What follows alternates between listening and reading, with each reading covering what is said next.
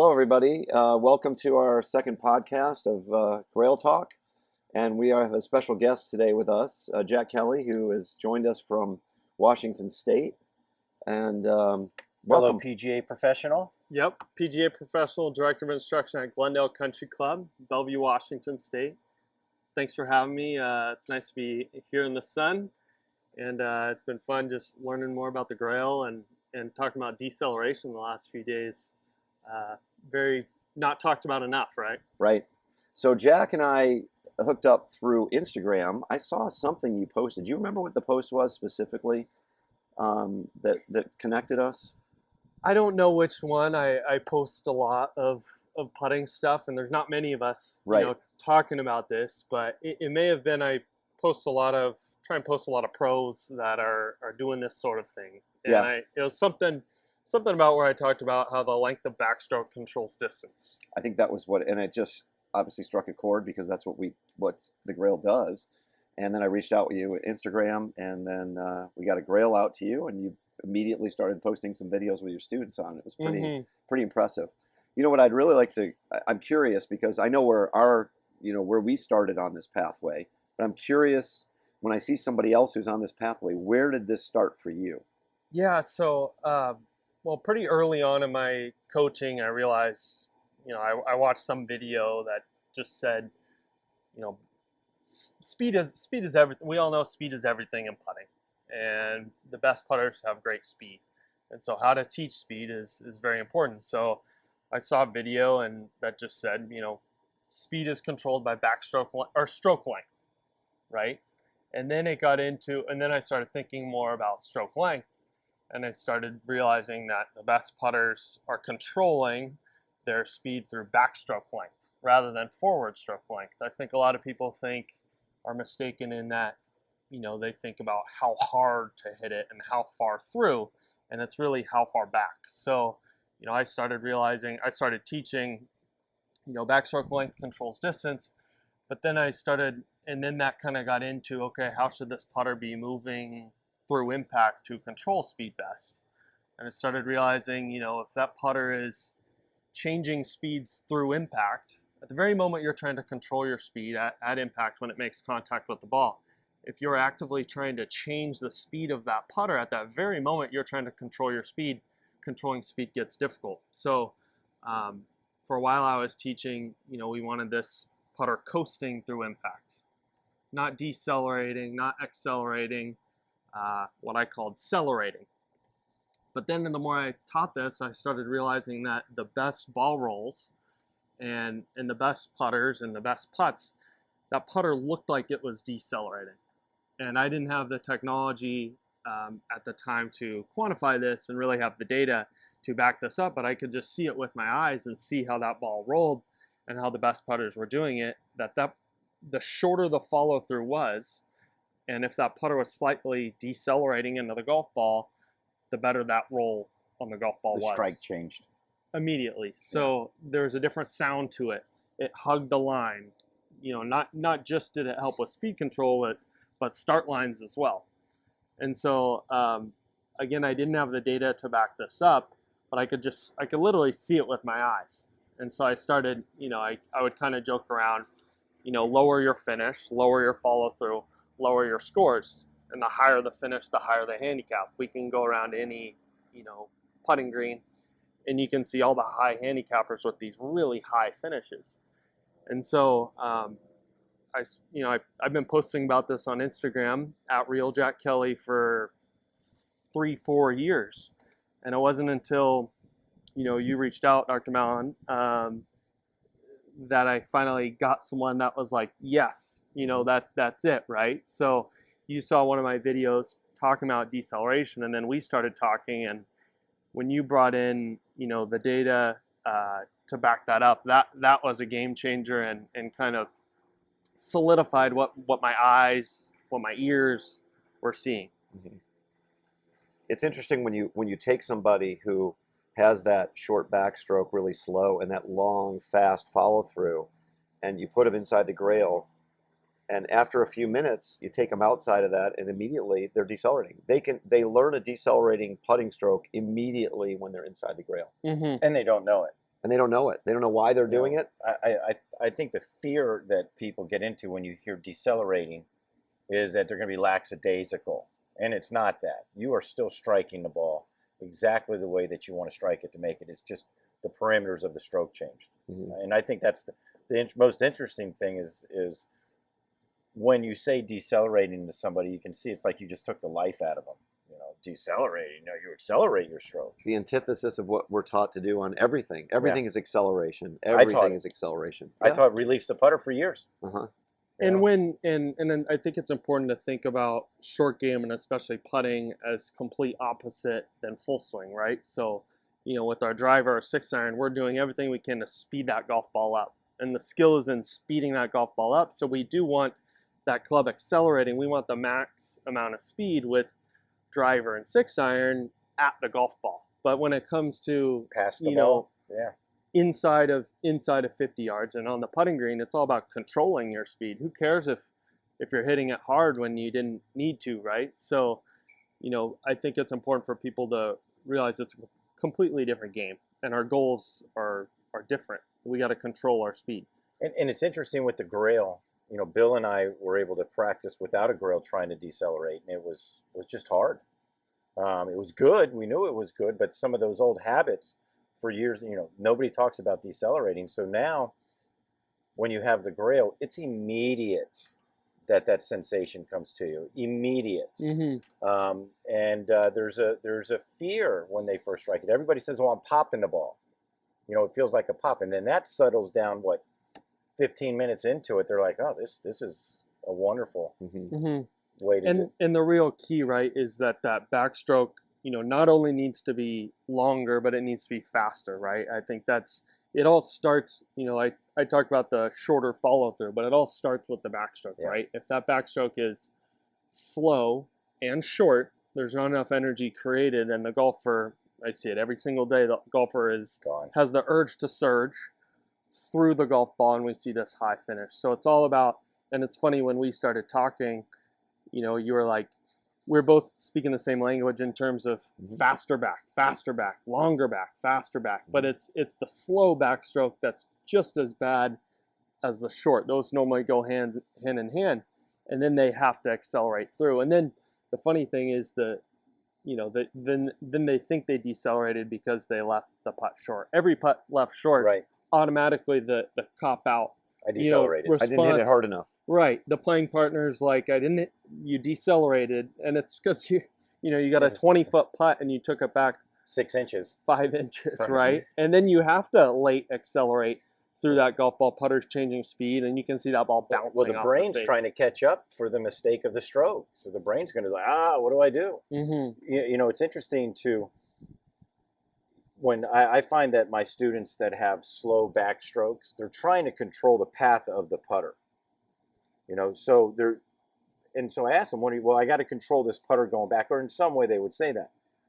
Well, obviously their definition of control is off because it's not making putts when you do that. It's free. Swing it. Swing it like a golf club. Don't guide it. You don't. With the Grail, I find that you don't think about swing path. You just hit putts in it. I haven't looked at what the path of my putter is, and it's not interesting. All those path mats and everything else that everybody's using are just unnecessary, because the path takes care of itself. When you're free on that backstroke, it's just going to swing back naturally. It's a natural athletic move, and whatever that person's physiology or what their shape or might size, go a little bit more inside than yours or outside. But to say that there's some standard of back arc that's got to happen. Everybody's not the same size or shape. Everybody's going to have their own intrinsic things, just like we have our own metronome speeds. We all have an intrinsic speed, right? So our clocks are different. Our sizes are different. Someone's 6'4", someone else is 5'8". Have you found anybody that we had one person, I won't mention the golf course, but it was the stroke was literally maybe 3 inches back, but it didn't go back 3 inches this way. It went back 3 inches this way, right inside. So when you have somebody that takes the club inside or takes it outside, what do you notice that the Grail does for you?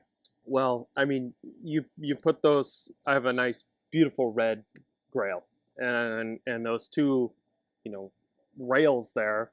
It's almost like a track for the putter, right? So typically I'll start them in the middle of the rail, and honestly, I don't have to work on path too much, really, right? It's a rarity, isn't it? However, I had a student last week that, kind of opposite, was taking it Outside. outside, right? I didn't really care that much because You knew it was going to change. his speed control was poor, and the ball roll off the face was poor, and so I didn't really care much about it at all. If you can't control your speed, who cares? Who If it's cares outside what or it inside, if it's right. outside or inside? However, after a few, and his speed control got better, and he made like 10, or no, I think he made 20 10-footers in a row. And I was like, all right, let's make 20 in a row. And he kind of looked at me like, we only have an hour, right? And he made like 12 in a row. And then I just bumped the Grail just a little bit towards him so that he couldn't take the putter outside. Didn't even say anything. I was just like, move. I just moved it. It was pretty cool. And then he made the next 8 in a row, and he made 20 in a row, and I was like, okay, we're good. Didn't even know he changed it. Right. That's what the Grail does. Right. So, but everything else is irrelevant if you're not controlling your speed through backstroke Everything. line. And what's really remarkable to me is, and you've helped explain this, and maybe I'll have you explain it again, but what's really interesting to me is just the contact off the face when that putter is not accelerating through the golf ball and it's slightly decelerating. It's a different sound, it's a different feel. And so when I use the Grail with students, what I'm looking for is that first one, and you guys know that first one when they pure the putt, and it's a feeling they didn't even know how poorly they were striking the putts, right? And then they strike it pure, and the ball, kind of jumps off the face, right? It's kind of like puring a 6-iron for the first time, and you're like, oh my gosh, that's how it's supposed to feel, and it hugs the line and goes in the hole. And so that's really what I'm trying to get them to feel, and then it's trying to replicate that. But what's really interesting is that when you can start to control it through backstroke length, how the other stuff just cleans up. The sound changes almost immediately. You can be across the green and hear somebody hit the putt, and you'll just look over and you'll know that they know, because it is that I think that's what changed my mind when Bill made this prototype in this office right here, says, hey, take this over to the golf course. And I'll never forget this. The first 5 minutes, that was the first thing I noticed when I got into it was, I've never hit a putt like this. My putts never sounded like that. They never felt like that.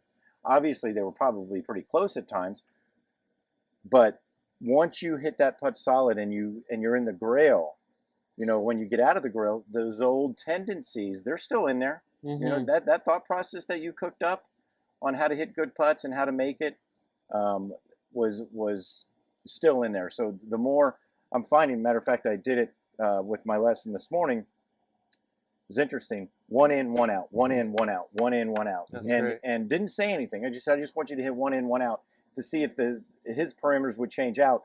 And within 5 putts, you could see the change starting to take place. And I think that's the best way that we learn is not by somebody telling us what it should be, is by doing it, noticing it, and you've got to have that want to be a better putter. That urge has to be there.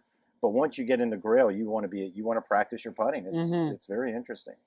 I found the drill with the in and out very interesting, because we had the pro that we were working with the other night, and inside he started making, I think he made 3 or 4 in a row from 30 feet, right? And then we took him outside the Grail, and then immediately his forward stroke went about 5 inches past the front Grail, right outside. It said right out here's the impact line, outside the Grail versus inside the Grail. The only difference was the cross rail was not there, and his stroke drifted out about 5 or 6 inches past where he was before. He didn't even know it, and the ball control went away.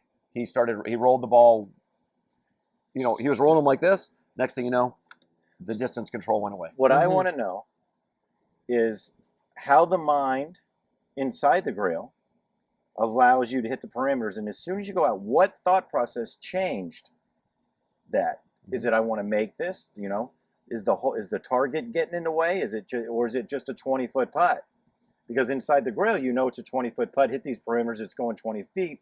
As soon as you get out, your feels, your emotions, let me make this, and let me do this correctly. And that's when I think that our old tendencies come out. Something definitely changes from in to out.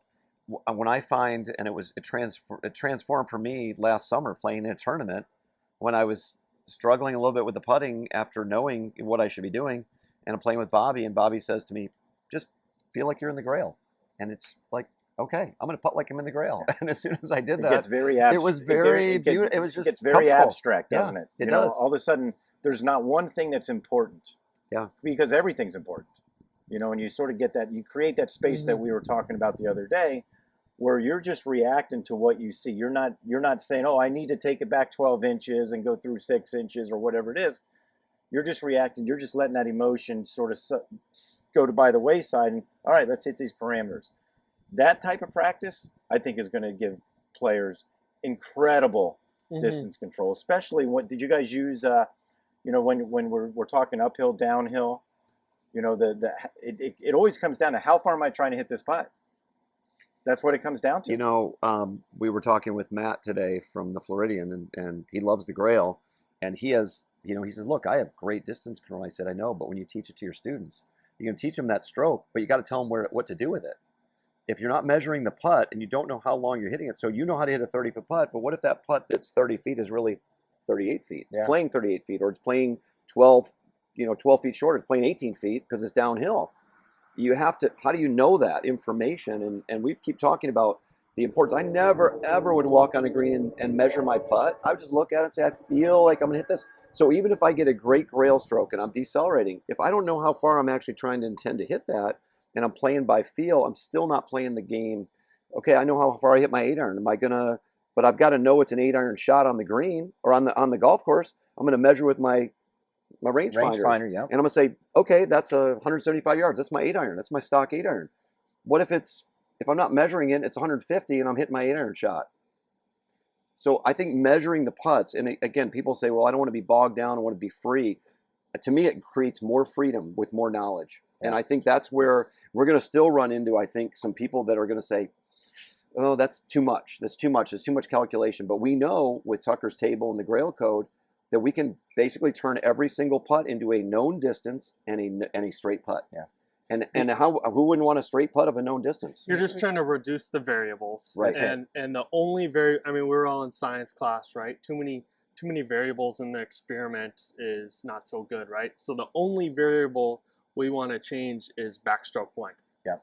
And the moment you start to, and then every putt becomes a straight putt. We were talking about this on our drive this morning. You know, every putt's a straight putt in the Grail, right?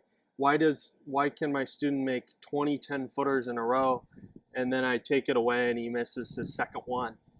You know, he's getting out of that, starting to think about other stuff. So the more that we can quiet the other variables, figure out the effective length of the putt, and then control through backstroke length.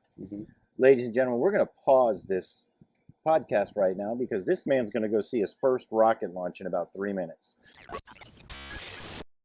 Okay, welcome back. This is our continuation of Grail Chat with Jack Kelly from the Pacific Northwest. We were just interrupted by a rocket launch. So just curious, what did you think of your first rocket launch? That was pretty cool. I coming here, I didn't think I was going to be able to see that. So yeah, I'm excited. My dad's going to be a little bit jealous. So. Just another added bonus to his trip. Yeah.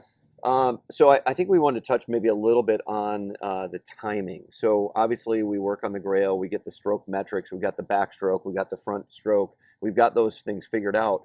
But the other critical element that's been really, to me, the thing that's changed most for me is understanding the timing and that stroke duration, you know, what your metronome is. And every time I see somebody, there are a lot of people who are putting with a metronome, but most people don't understand what they're actually doing with it. And what is that timing of the metronome? So, and most people don't know what their metronome speed is. They're just saying, well, let me do 68, let me do 72, let me do 65.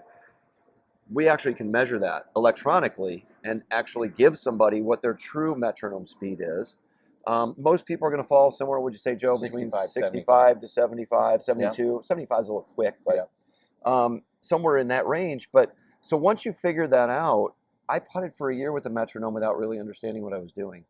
I even had a whole playlist of music that was set to the beat of 69 beats per minute. And I was listening to this music while I'm putting, but I had no idea what it was actually doing because I have no rhythm at all. But then it finally occurred to me, Skip Kendall actually got me on really understanding the metronome. and with this 7 count. But the stroke duration is the time it takes from you to take your putter back until it strikes the ball. And that time, someone would have asked me a year and a half ago, I would have said, well, that happens much faster for a short putt and it's much longer for a long putt. The reality is, though, what? It's the opposite. It's the exact same. Say Stroke that again. duration.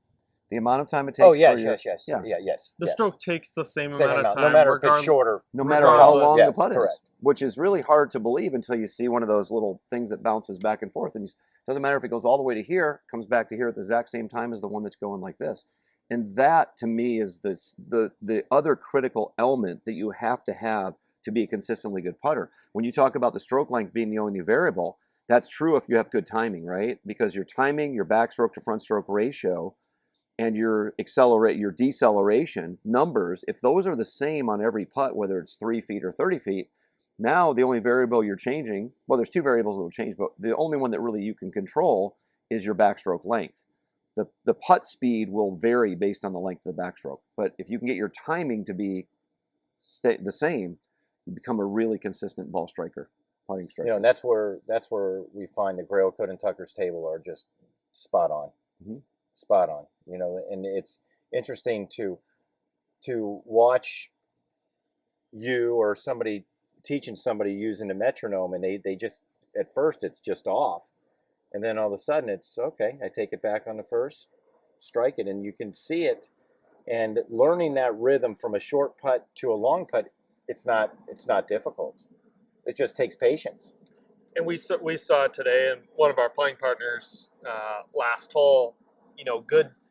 He has a nice, slight deceleration stroke, but on the last hole, his timing got off, Mm-hmm. and therefore he left the putt short. He took it back too slow. So, when your timing gets off, and I think one thing that's interesting is like, a lot of people think when the pressure's on or they really want to make a putt, everyone thinks they speed up.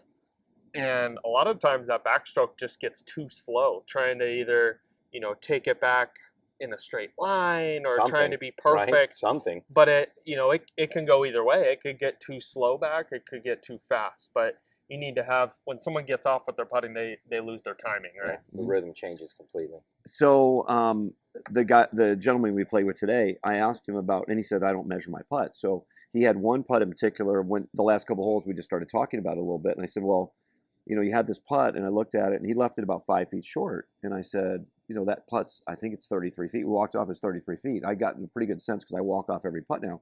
I said, well, that putt was 3 degrees uphill for the first 10 feet, and then it was 2 degrees uphill, and it was into the grain. And I said, that putt, it was 33 feet, but it really played 39 feet. And so if you had taken that putter back and planned on a 39-foot putt, you would have putted that exactly the right distance. And then we did that, and then we went to the last hole, and he had a 12-footer, and he said, well, what? And I said, it's a set with the speed of that green, that is a 7-inch backstroke, and it'll roll 12 feet. And what Jack said is he took it back really. He was watching it go back to 7 inches, and he was so tentative that putter was moving at a glacial pace back, so he didn't have enough energy. He didn't actually decelerate through, which some people do. So he's already past that point of trying to make it up with accelerating stroke. But his putt came up short, and he kind of looked up like, well, did you tell me something wrong? No. Take it back fast. And then he did it again, and he had the energy, and that ball rolled out about 6 inches past the hole with his next putt. Yeah. So it's a combination of getting the proper stroke metrics, understanding what you're trying to do, and then having the proper timing. And that timing, working on that timing. I put my earbuds in every time I'm on the putting green. All I'm listening to is my metronome. Tick, tick, tick, tick. All I want to do is strike that ball in that second tick. So let me ask you, when you obviously for years now you've practiced the parameters of your putting stroke. What changed when you got the Grail? Well, the beauty of it is, you can see there's inches on the Grail that show you exactly how far you're taking it back. So, that was something that I didn't necessarily think about how far back. I knew, when I look at a putt, everyone's like, how hard do I have to hit this? Yeah. Or if it's downhill, how soft do I Right. have to hit? And so I realized, that's not the way you need to be thinking about it. And it's got to be, when you're looking at it needs to be, the internal talk needs to be how big. So Yeah. then it gets into, okay, how do you quantify how big or how long back?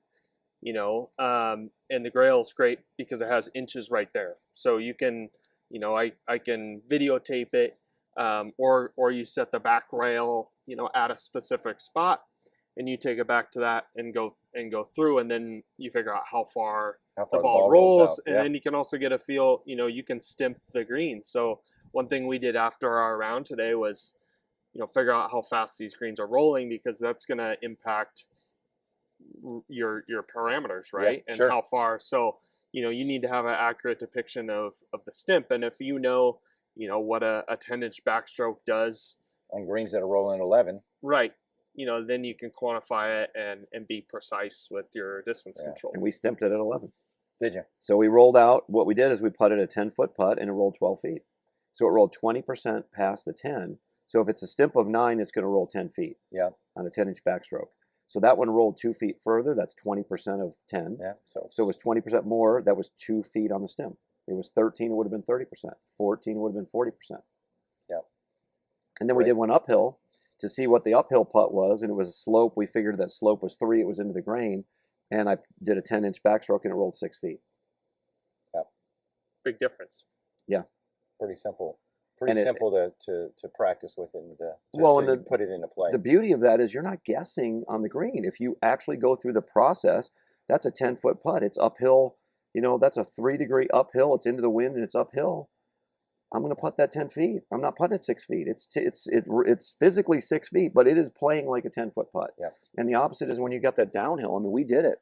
We putted a 10-footer that was a 4-degree slope downhill. We putted it 2 feet, and it went 10 feet every time.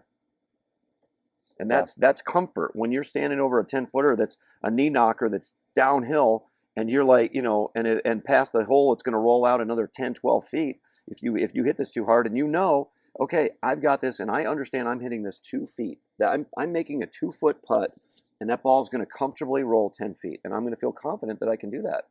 I don't have to guess. Ooh, how do I feel that? I don't. What does that feel like to me? Who wants to know what it feels like? You let the training take over in the Grail. Let the training take over. You know how to hit a 2-foot putt. You know how to hit a 4-foot putt. You know what? If you've got the Grail mat at home, you will groove in 2, 4, 6, 8, 10-foot putts. You will know exactly what those putts feel like. And if you spend your time practicing those at home, and then you're on the green, okay, that's my typical 8-foot putt. And I would encourage people to practice long putts, which most people don't. You hit 2 or 3 long putts, you're done. With the Grail, you practice 30-footers, you're going to make a bunch of them. And the rest of them are going to be, you get a napkin and unfold it and you can put it over all the balls once you get that down. And having that kind of comfort on a 30-footer, you're going to walk up and have a tap in, and somebody else is going to have a 5-footer past the hole 4 feet short. I don't care how good you are statistically, you're going to miss some of those putts. Isn't it interesting when you used to hit a putt 5 feet by the cup, now you're looking at this 5-footer thinking about a 3-putt or whatever you would think about. I find that with the Grail, I don't care what the distance of the putt is. I'm comfortable with making the next putt. And you make a lot of long putts now. Yeah, I make a lot more than I ever long putts. Yeah. And I feel like I don't care if it's 30 feet. If I know the line, I feel like I'm going to make the putt. There's some joy in it. Yeah, I feel like I'm going to make the joy putt. in the challenge. And I remember, I can remember 30-footers thinking, this could be bad. I've had a lot of times where 10-footers were a mystery. Right. I knock it 4 feet by, 3 feet short. I mean, it's just. There's no reason putting can't be fun, and there's no reason it has to be too hard. Personally, I think it's the easiest part of the game. Now it is. Yeah. It's much easier than what it's ever been. Yeah. Listen, you're going to misread putts, and the beauty about the Grail is one of two things. You either misread the putt, or what? Usually it's going to go in with the Grail. And it's a good feeling to know I misread this putt, because not only with the Grail, when your distance control is better, you are setting up your eyes are learning where you're hitting the ball from your setup position. They're learning it. So you don't have to guess, am I aimed right, am I aimed left? You just go with, hey, I think I'm aimed right there, because enough putts in the Grail, that check, that last little check of where am I aligned to, that's gone. Well, you're not thinking about that. The 2 rails, just create this nice path right to the. And then another thing that I love to do is that front rail is just perfectly perpendicular to your target line. So, what I'm big on holding your finish, holding a low finish with the putter. And one of the nice things about the Grail is you can check if you hold your finish just post impact, is your putter face aligned with that front rail? And Yeah. people that are missing, especially short putts, but putts in general, that toe will be closer to that front rail than the Yeah. heel, or the other way, that heel will be closer to the front Holding too rail than the much. toe.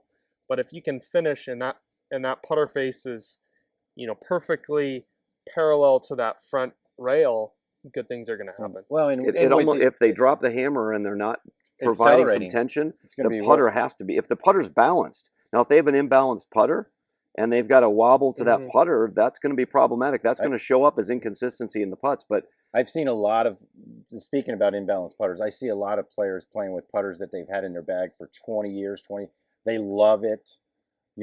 Oh no, this is an important putter. And that putter face will have 8 degrees of loft, toe open, shut, the grip's on crooked, and they just can't figure out why they can't hit the putter straight. if you can't hit a putt straight inside the Grail, there's something wrong with your putter. Yeah. You have to look at the putter.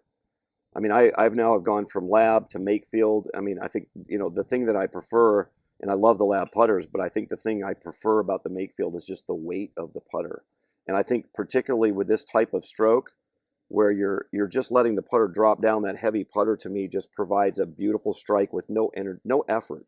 You've taken the effort out of the forward stroke, and that effort has all got to be in the backstroke. The and effort out. acceleration, and there's got to be acceleration to the putter to move it, but Yeah. all that acceleration is done in the backstroke Back.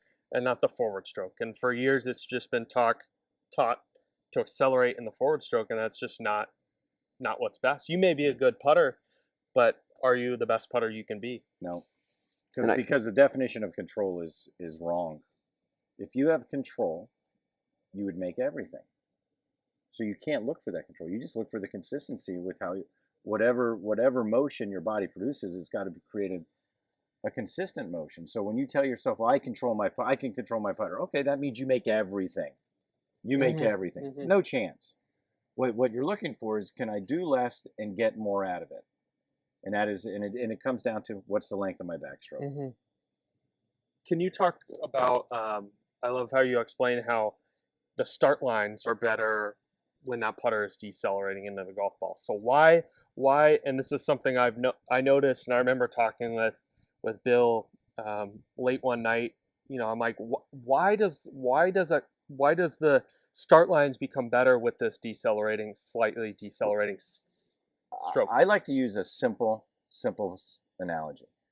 If my putter is accelerating through the ball, we know by cameras, high-speed cameras, that when your putter is accelerating, the ball is staying on the putter face for thousandths of a second longer. Okay, and when the ball hits the putter face will deviate in some way. And when it's accelerating, that means the ball is going to be on the face. So as that putter is going through the ball, wherever that ball is on the face of the putter at the last moment is where that ball is going. With the Grail, when you strike the ball, that putter is on the face the least amount of time, and it is going right where that putter is facing. And what's remarkable is you start seeing it as soon as you work it. You're like, oh, that ball's going there. That ball's going there.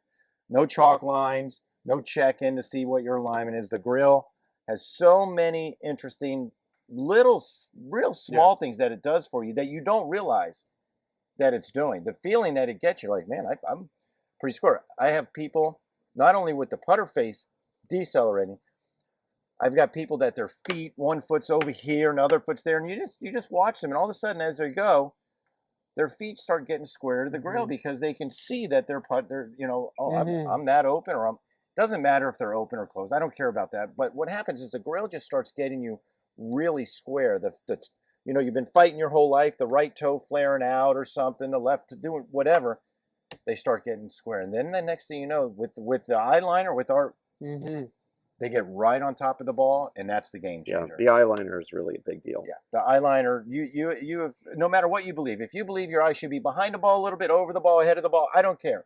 The eyeliner will get you to that spot. If you want to be a little bit behind the ball, you can put that ball, you can do it. And that is an interesting change to people, because I see a lot of amateurs.